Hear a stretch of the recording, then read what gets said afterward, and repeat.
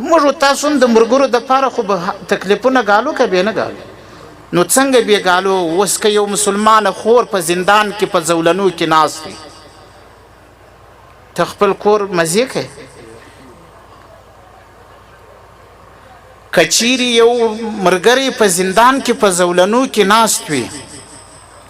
یا یو علاقه کې خلک مظلومان دي ګوري دا ما و تا ته فریاد کوي چې د خدای په خاطر د کافرانو سره وجنګېږي موږ در آزاد کوي بیا به موږ خراب ورکښینو که به جهاد کوو جهاد به کوو که نه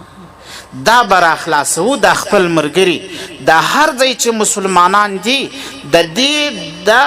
کفر د کرغېړن کردار نه د کافرانو د ظلم نه به د الله په فضل دې ته نجات ورکوو که نه چې کله موږ کې دا پیدا سي بس کار سم دی هم په صحابه وپسې اقتدا راغله زموږ اوس تاسو خپل ملګري وروستنۍ خبر مې هم دا د ګورې یاد ساتئ هر ځای چې د امارت ملګري دي هر ځای چې مسلمانان دي دا دا خبره واوري ګوري دا زموږ ملګري چې کله رخصتیږي موږ ته دوې خبرې شاته پرېږدي یوه خبر دا چې اتحاد اتفاق مه خرابوئ دویمه خبره دا چې زموږ د وینو سره خیانت ونه کړي خیانت ونه کړي هر ځای چې مسلمانان دي هر ځای چې مجاهدین دي ګورئ ډیر محتاط و اوسېږئ دا مکار دشمن دی دا امریکا چلباز دشمن دی دا فریبګر دشمن دی دا داسې دوکهباز دشمن دی تیر مې نه کړي خطا مې نه باسي چل در سره ونه کړي ګټلې ماته داسې تاسو ماته ورکړې ده د الله په فضل امریکا ماته سوه د خاورو سره خاورې سوه پر خپل عزم باندې ټینګ ودرېږي ضرور به ځي ضرور به ماته خوري د الله په فضل ضرور به ټوټه ټوټه دړې وړې کېږي یوازې د منځنۍ اسیا هیوادونه تاسو د روسانو په وخت کې چې ماته ورکه 14 لکه شهیدان وسوه د هغو وینو رنګ راوړئ ټول روسیه ختمه سو منځنۍ اسیا یا هیوادونه ټول آزاد سو دای به امریکا ټول اسلامي هیوادونه ایله کوي دای به ماته خوري د الله په فضل باندې خو هو ما و تا به پر دې باندې چې خپل اتحاد اتفاق به د لاسه نه ورکو او د شهیدانو د وینې سره به څوک نه کوو خیانت نه کوو دا د شهداو کورونه دا یاد وساتئ کم ملګری چې ملګری ورسره شهید سو دلګی مشر ضرور به ضرور یې پر کورو پوښتنه کوئ پر پلارو مور یې پوښتنه کوئ پر خور ورور یې پوښتنه کوئ پر زوی و لور باندې پوښتنه کوئ دا خوشحاله کیږي که نه سخت خوشحاله کیږي دا حالات دي ما په سترګو لیدلي دي ګورئ په سترګو زموږ مدرسه کې یو طالب دی هغه سره ملګری په تشکیل کې تللی و هغه شهید سو ما ته وایي 2 ملګري طالبان را روان سو ما ته وایي را سره ولاړ سه زه ورسره ولاړم هلته چې کور ته ورغلو سپین سرې مور یې وه سپین سرې جاڼۍ راغله کښېنسته سړی مسې ورسره وکړه طالبان ډېر مینه ناک خلک دي مجاهدین ډېر مینه ناک خلک دي د دې شهید د مور سره یقینا داسې خبرې کولې لکه د خپلې مور سره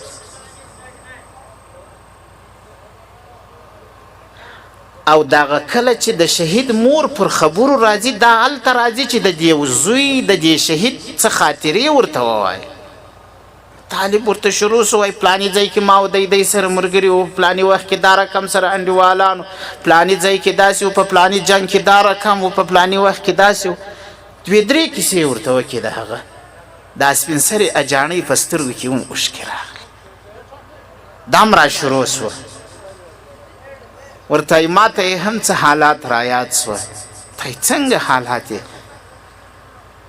وایي چې کله دا د دې وارې په نوبت کې کلی چې شهید سو وایي ما ته رالی بس نازونه یې را سره شروع که په غاړه کې لاس را واچوي مور یې څنګه یې ښه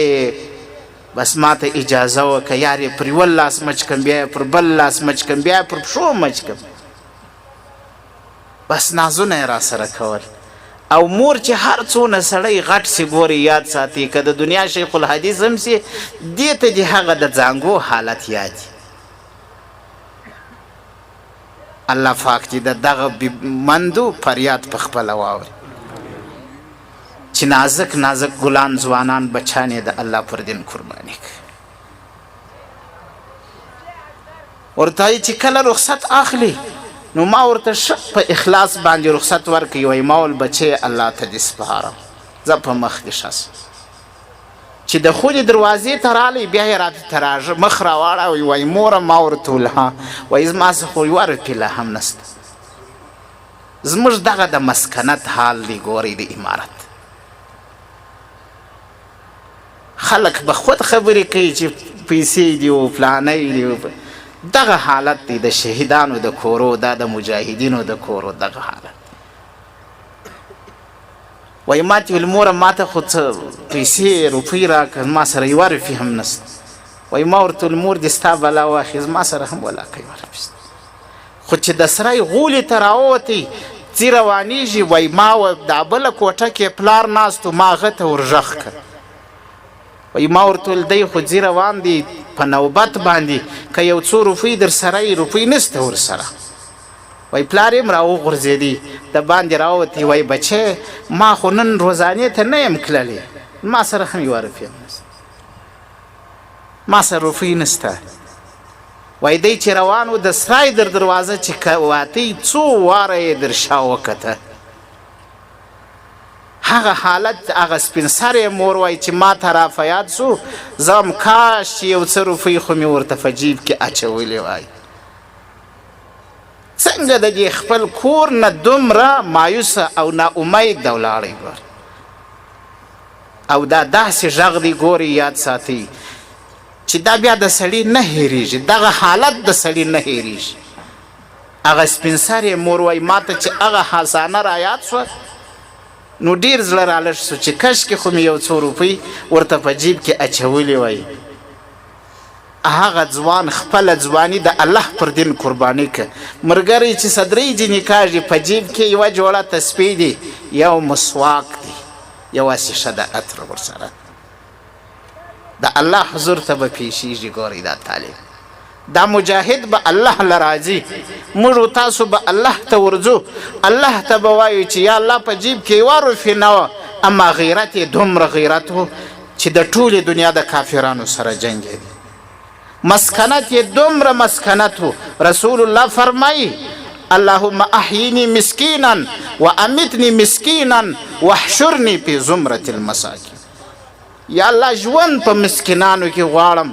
مرګ په مسکینانو کې غواړم حشرګاه ته بعثت پاسېدل په مسکینانو کې غواړم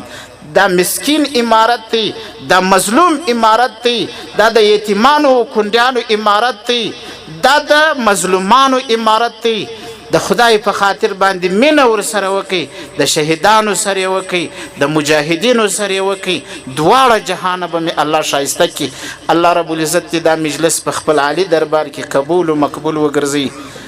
الله تبارک وتعالی دې دا علاقه باندې انوارات نازل کړي الله تبارک وتعالی دې د مجاهدینو حافظ و ناصر و غاور سي الله دې دا صف متحد متفق لري الله تبارک وتعالی دې د ټولو شهیدانو شهادتونه قبول کړي الله رب العزت دې د شهیدانو انډیوالانو قریبانو ته صبر جمیل اجر عظیم ورکړي الله تبارک وتعالی دې زخمیانو ته شفا کامله عاجله ورکړي الله دې بندیان د بندر اخلاص کړي الله دې دا کرغیړن زندانونه مات کړي الله تبارک وتعالی دې موږ و تاسو زموږ ستاسو مور فلار د حشرګاه میدان ته په سپین مخ کې راولي الله تعالی دې مې د رسول الله د مبارکو لاسونه د حوض کوثر اوبه نصیب کړي واخر دعوانا الحمدلله